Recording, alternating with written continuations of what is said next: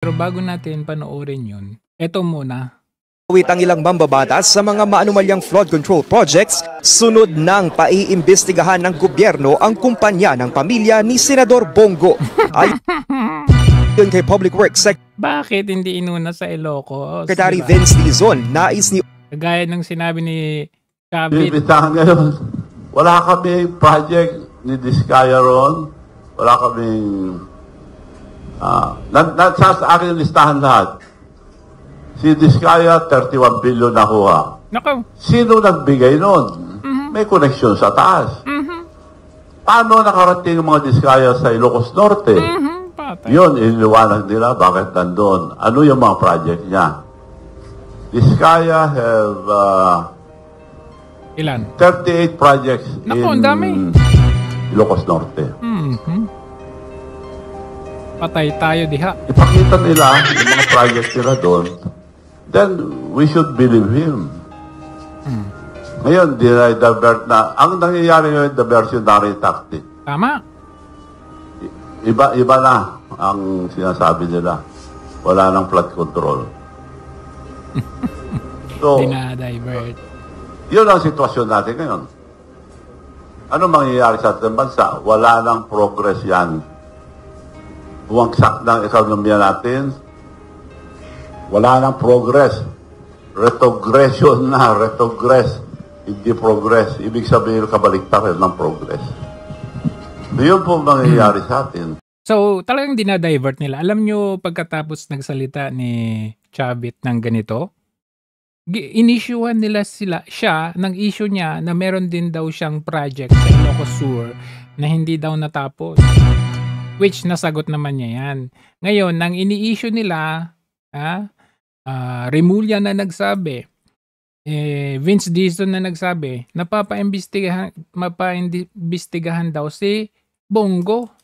Ni Ombudsman Boying Remulla na silipin ang koneksyon ng mga kontratistang sina Sara at Curly Diskaya sa construction company na CLTG Builders. Pagmamay-ari ito ng ama ng senador na si Desiderio Go. Sa ulat ng Philippine Center for Investigative Journalism noong 2018, isa ang CLTG sa mga may pinakamaraming infrastructure projects sa Davao Region, ang baluarte ng mga Duterte.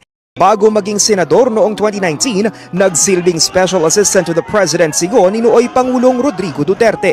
Ngayon, we are already working to look at the documents from we are talking about 2022 hanggang 2025 kasi wala namang halos issue nung panahon ni Tatay Digo. Bakit ba bumabackward kayo sa previous na administration? The previous administration, no? Wala tayong sisinuhin dito. Ayon sa Independent Commission for Infrastructure, handa silang imbitahan si Go, gaya na lang ng pagpapatawag nila sa ilang mga mambabatas na nadadawit din sa anomalya. Sabi naman ng DPWH, sisilipin nila ang kaugnayan ng pamilya ni Go sa mga Diskaya mula pa 2016, lalo na't sila na raw mismo ang nagsabi. Bakit hindi nyo silipin ang kaugnayan ni Marcos Jr. sa mga Diskaya dyan sa Ilocos Norte? Na lumago. Ika nga, be a role model. Kayo muna ang titignan namin bago kami kayo susundan. Ang kanilang negosyo. So, simula pa noong nakaraang administrasyon.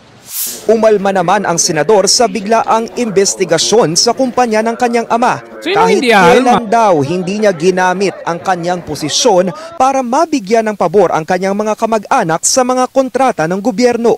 Kung pwede lang pumili ng kamag-anak, papalitan ko yung kamag-anak ko. Hindi po ako nakikipag-usap ng any government contracts o government transaction.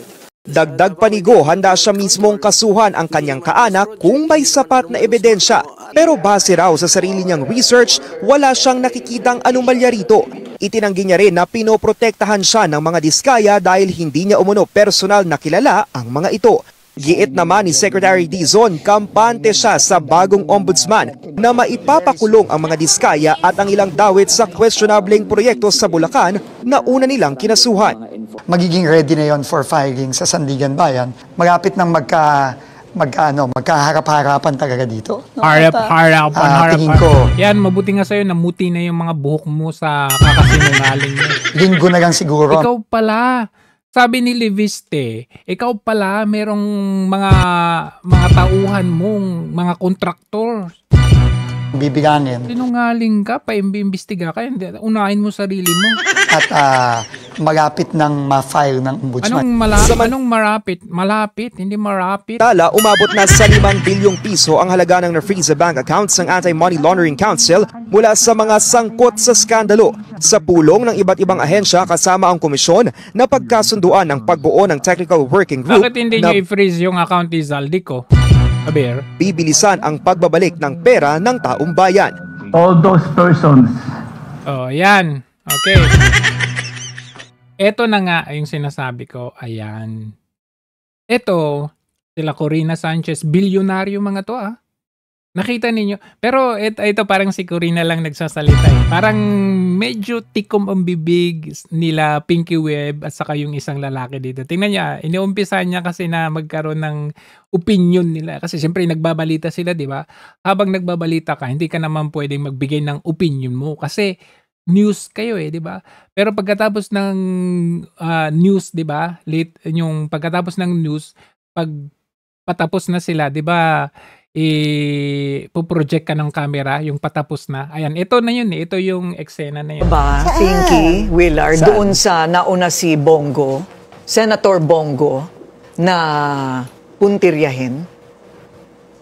Inaantay niyo sila Pinky na sumagot. Hindi ka makasagot. Ng question. Ano mahirap ang question? Ito to. Yun na nga yung nangyayari. Inuuna nga. Ano ka ba? Hindi mo ba nakikita? Ha? Hindi, ako lang nag-iisip bilang ordinaryo, di ba? Kasi malinaw Buti ka pa, Corina, nag-iisip. na si Senator Bongo ay kaalyado ni Duterte. Sara. So kumbaga parang, wasn't it predictable na siya yung una na tatamaan doon? Pero dahil contractor yung tatay niya And half-brother. at half-brother, Ito na, itong dalawang Pinky at saka humirit na dahil contractor Ano ka ba? Oo nga, contractor Yung Diskaya sa Ilocos Norte, bakit hindi nila imbestigahan yun, di ba? Bakit inuna itong si Bongo? Pupunta at pupunta Yes, din doon. Sabi yung dalawa, nagsalita na tong dalawa dahil contractor daw. Pero si Corina, tignan niyo. kailangan silipin din. Kung may Pero basis. siguro yung question nga ni Corina is na siya'y nauna. Oo. No? Yun ang Yes. tanong mo no? Parang medyo reserved sila magkomento Oo. Siguro, kagulat-gulat din. Although, it would eventually lead to that. At least there will be questions. Kasi nga, Ayan ang term niya pa lang, siguro kagulat-gulat din. Talagang kagulat-gulat. Bakit bigla ang mga Duterte allies ang pinupuntirya ngayon? Bakit bigla yung past administrations ang pinupuntirya ngayon? tayo mo contractor, half-brother mo. Pero sabi nga ni Senator Bongo, hindi mo naman mapipili ang iyong mga Tsaka kung hindi naman mali, hindi naman sa dumidepensa tayo kaya lang Hindi naman sa dumidepensa tayo, pero dumidepensa ka talaga. Kasi kung hindi ka dumidepensa, you would not even raise a point. Ngayon, ini-raise mong point na to, ayan, itong sila Pinky at saka yung isa, of course, they are bound to answer your point, which is tama yung point mo. Bakit inuna yung si Senator ito yung pinag-uusapan ng tao, no? Pero kung hindi malinaw sa batas na bawal talaga ang mga first degree, second degree na kamag-anak mo na magbidding, and they won, I don't know, maybe fair and square, di natin masabi. Bakit siya yung wala lang, nag-iisip lang tayo, Wala lang, nag-iisip tayo. Tama yung iniisip mo, Corina. And for you to raise that point, hindi sa talagang pinagtatanggol mo or dinidepensan mo yung tao, regardless of Bongo man yan, Duterte man yun. Pero tama yung point mo Hindi naman si Bongo, hindi naman niya kagustuhan na yung pamilya niya makuha doon sa kontrata. At hindi naman, di ba, hindi alam or hindi defined in the Constitution or sa batas natin na pagkapamilya mo hindi pwede. Nagbidding sila, nanalo So, kumbaga, may basehan man o wala, magtataka talaga ang tao kung bakit. Magtataka talaga ang tao. Ang tao na yun, kami. Okay? yung mga hindi kasali doon sa mga tao na yun yung mga bobo. Nauna si Senator Bongo. Ang ano talaga dyan, lalabas kasi dyan is conflict of interest eh. Oo. And then you will Ang daming conflict of interest kay Marcos Jr. Pinsan niya. Hello! Pinsan niya. Sila magkakasama sa small committee. Hindi sila magkakaroon ng budget dyan sa flood control na yan kung hindi dahil sa pinsan niya. Is that not a conflict of interest? have someone like Senator Bongo who will say, hindi ko sila kilala, hindi ko kilala mga Diskaya. Wala akong kinalaman doon sa mga proyekto na ipinasok ng kanyang pamilya. Question of conflict of interest, yun ang madalas na lumalabas sa mga usapin. I think sa mga panahon ngayon, parang yung mga binanggit din Ina-assert talaga ni Corina yung kanyang point, ano. Itong sila Pinky at yung isa na yan, medyo gusto nilang, oy, wag na nating pag-usapan to. Pero Corina is insisting her assertiveness on that issue. Na bakit dito mo, sabi nga ni Chavit, unahin mo na Ilocos. Congressman Leviste, no? Na ayan, si Leviste. Mga tao mismo ni Dizon. WH Secretary Vince Dizon ang kumukotong. Kumukot. Natawa si Pinky. O di ba conflict of interest yun? Di ba? Pero parang si Pinky, sabi niya, wag na natin pag-usapan yan. Asan yung resibo? Madali kasi magbanggit ng Yan, way to go, Corina. Tuloy mo lang ganyan. Kailangan mong mamuna kagaya ni Ted Filon na siyempre, nagbabalita ka, nakikita mo yung mali, magbigay kayo ng sarili nyong opinion din. I think sa mga panahon ngayon, kung wala ka talagang kinatatakutan dahil wala ka talagang ginawa, then hindi ka nga dapat wala kang iindain. Yun na nga lang, nababanggit ang pangalan mo, parang medyo nagkakaroon din ng character assassination. Siyempre may effect pa rin yun sa mga tao, lalo na sa mga bobo at tanga. Naniniwala yung mga bobo. Kaya nga sila bobo kaya nga tinawag na bobo kasi kung ano yung narinig lang nila, yun na yun. Kung hindi assassination, bakit ako lang ang nagsasalita? Oo nga, Willard. Sabi niya, bakit ako lang nagsasalita? Alam mo, hindi ilang ikaw nakapansin, Corina. Kami rin. Parang ayaw pag-usapan ni Pinky.